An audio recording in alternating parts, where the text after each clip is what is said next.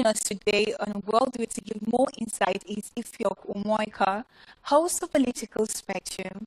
Hello, good afternoon and welcome to the show. Thank you, Maria. Okay, so let's just hit the ground running. Early today was the long-awaited U.S. Debate. Watching the debate, what would you think of the debate? Most people say that Harris really put Donald Trump in the box. But what's your take on this? Well, I don't even know why they would say that. I watched the debate and I don't understand why they said it. It was a fair debate. It was a good debate. Yeah. Both of them held their ground. Perhaps it's because they're looking at Harris on the backdrop of the performance of Joe Biden. So because she did better than Joe Biden, that's a plus for her automatically. But generally, they debated. But perhaps again, look at it. It was a liberal media debate. Yeah. So some of the biases showed, particularly in the line of questioning. And for me, I think it was good for the American people. They were able to see for the first time both candidates on the same platform talking policies. True. I'm wondering whether there should be a second debate. I'm Okay, so much in favor of a second debate, especially if give Trump credit where it's due. Yeah. He's been interviewed about 40-something times. Yeah, that's true. Yeah. And he's interested in a second debate. He's interested in a Fox News debate and even an ABC debate. But Harris, their team canceled the other one. But let's look at it and see. Maybe this will bolster to demand for a second debate. Okay, I know everybody's keeping their fingers crossed for a second debate. But then again, I like a video. I'll show you a video on everything about the immigration policy going on, and I'd like you to tell me which of the candidates do you think had a better policy when it came to immigration? Because I mean, looking at me from my own point of view, I think Donald Trump had more strict and earnest policy on immigration. But I don't know about you. Who do you think had a better policy on that? This was one of the three key issues that Harris is defensive of because of the incumbentalism they're playing out. One is the economy. Economy of the U.S. right now, particularly when you look at inflation and all of that, not doing so well. They bounced back from the COVID days, but then they are not in 2019 days, which is the standard. And Trump would say, like he said on the stage, you are the president, the vice president now. Yeah. Okay, so policy on immigration. Millions and millions and millions of illegals are in America. It's affected everybody. They've tried to hide this issue, and you can't run away from it. So 6 months to the debate, to the presidential elections, you will notice that the Biden-Harris administration began to try to do something about it. So we're no longer hearing the flying in of illegal immigrants. They're hearing that they're stopping more people and all that.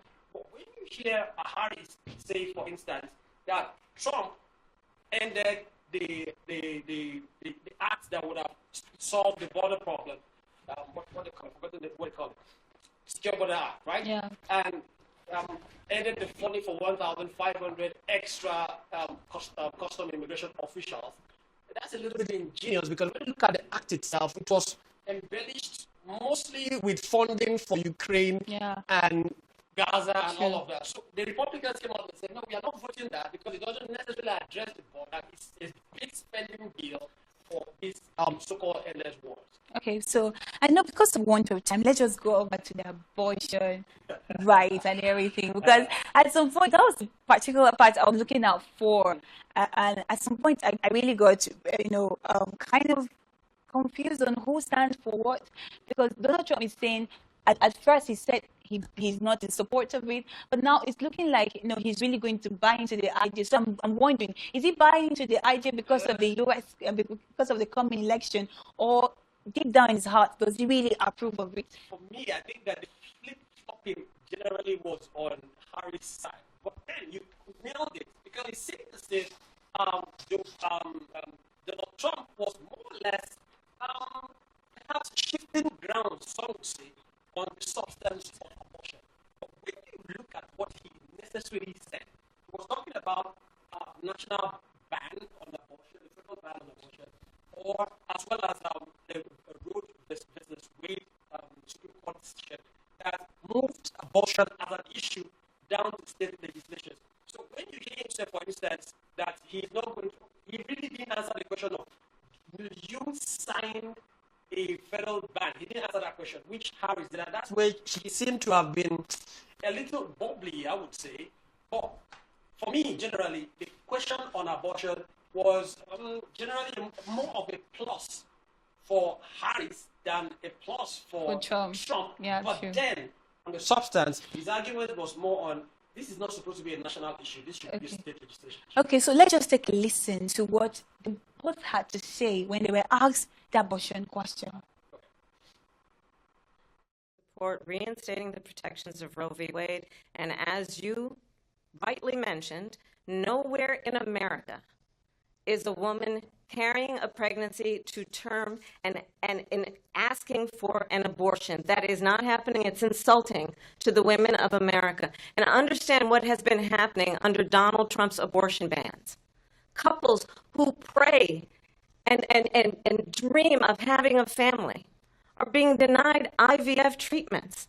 What is happening in our country?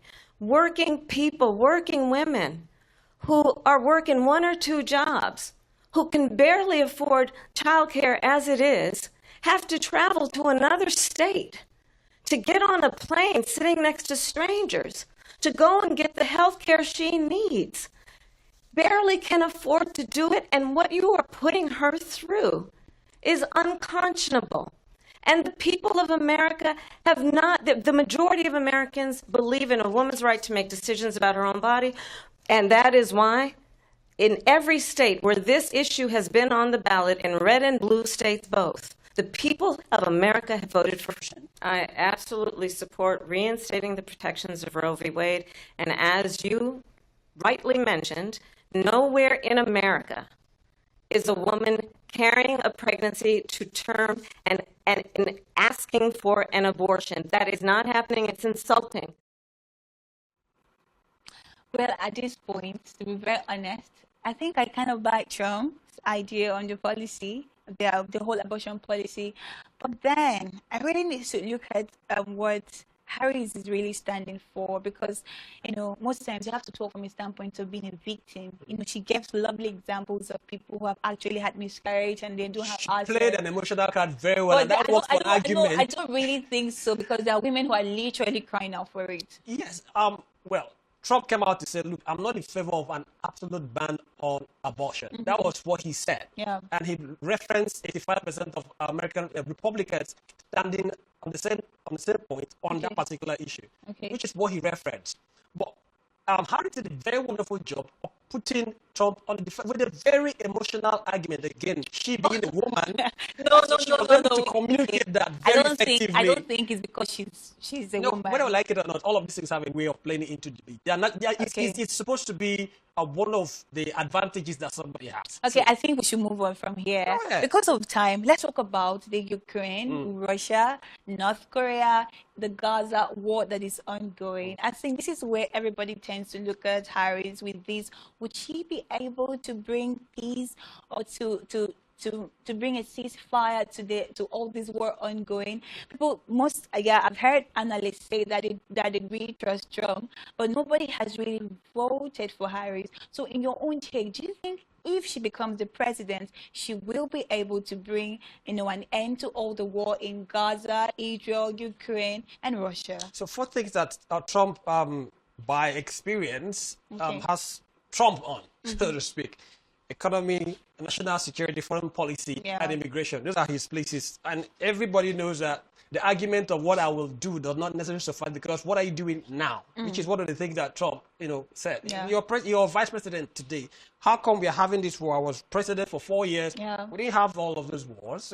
I was president. We didn't have this Ukraine crisis. This is what happened.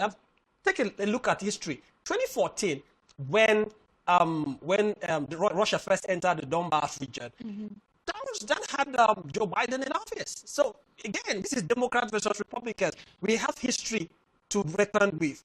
When Trump was president, the world had peace. Oh. And when Harris and Biden, even though Harris tries to run away from not being Biden, but she's his vice president. So you can't run away from this policy, because the policies of the administration. So you see Trump coming out to say, look, if I don't even need to be in office, if I'm president-elect, I'll call them, and he raised a key position, a key point. Yeah. It seems as if this present administration is keen on defeating Russia. And that's not been successful. And Trump reminded everybody that World War III is at stake. Russia has nuclear weapons. Can't run away from that. And that he would negotiate. But Harris kept saying, and again, this also points to the bias I feel with regards to the organizers of the debate. Why would you ask whether Trump wants Ukraine to win? Ukraine is not the U.S. So I think Donald Trump said his interest is in people not dying. It has been his classic response to questions like that. The world needs peace. Who is in a better position to bring peace by experience? Okay. Trump. Okay, so before we wrap up there, this whole conversation, I want us to compare the last debate and this debate. What's that one thing that stood out for you? Because I know one thing that stood out for me was that they kept avoiding questions, and that was what Donald Trump did in the former debate, and he kept doing it in this particular debate. Everybody wants to appear in the best light. There are questions that Harris dodged. Like that question on abortion. They asked Trump, would you sign a national ban? He dodged it. So it's natural in debate for everybody to look out for the best position, places that will be advantageous for them. They will attack questions that have to do with their interest and their advantage. So everybody did it. But generally compared to the other election, of course, or the other debate, the other debate is that Joe Biden was not there in this one. Okay, so now what's your take? What's your final take from the election? Who do you think stand a higher chance of becoming the next U.S. president? Last time I was here, I made predictions, and I said either way. But on this keynote, now, take a look at the polls. General polls, it's up and down. Okay. Today it's Harris, tomorrow it's Trump. Last time it was 48-47. I'm not looking at the polls this morning. So on general polls, national polls, anybody, the key issue is swing state. That's where all of this is going to happen, because Democrats who have made up their minds, Republicans who have made up their mind to vote Harris or Trump, as the case may be, have already made up their minds. So it's the independent, those who are on the fringe. Now, this is where it happens, because 63% are favoring Trump to win in terms of, electoral college vote. Yeah. So that's particularly if he performs well in the swing state on issues like economy, immigration, which are front-burner issues. National security, foreign policy, because Israel and Gaza is also a major issue for the Democrats. Yes. I see Trump having an edge.